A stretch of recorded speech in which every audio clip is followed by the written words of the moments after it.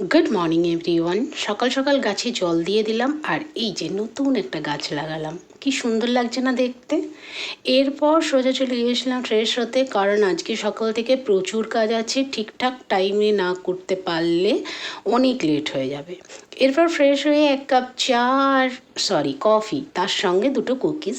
এই কুকিজগুলো সেই ব্লিঙ্কিট থেকে অর্ডার করেছিলাম, যার মধ্যে এই কোকোনাটটা তো আমার ভীষণ প্রিয়। তারপর এই যে বড় সড়ো যুদ্ধে এত বড় একটা কম্বল নিয়ে চারতলায় উঠতেই তো আমার দম শেষ। তো কোনো রকমে এটাকে কাচলাম আর কান ধরে বললাম যে সামনের বার থেকে আর এটাকে ঘরে কাচবো না।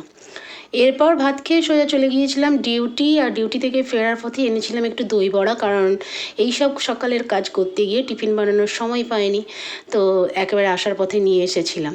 সন্ধেবেলা গিয়েছিলাম ঘড়ির দোকানে, তবে ঘড়ি কিনতে না, আমার এই ঘড়ি দুটোর ব্যাটারি শেষ হয়ে গিয়েছিলো, তো এইগুলোরই ব্যাটারি লাগিয়ে নিলাম, কারণ বন্ধ ঘড়ি ঘরে পড়ে থাকতে নেই বলে অনেকেই। তারপরে গিয়েছিলাম মান্থলি বাজার করতে, এর সঙ্গে বেশ অনেক সবজিও কিনেছি, আর এরকম এত সবজি দেখলে না আমার মাথা খারাপ হয়ে যায় যে কোনটা নেব কোনটা নেব না। ফলের দোকান থেকে ফল নিলাম, আর অনেক দিন বাদে একটুখানি ফুচকাও খেলাম। এই করে ঘরে ঢোকার সাথে সাথে শুরু হয়ে গেল মুষলধারে বৃষ্টি। রাতে খেয়েছিলাম একটু ডালিয়ার ডিম সিদ্ধ। তাহলে আজ আসি।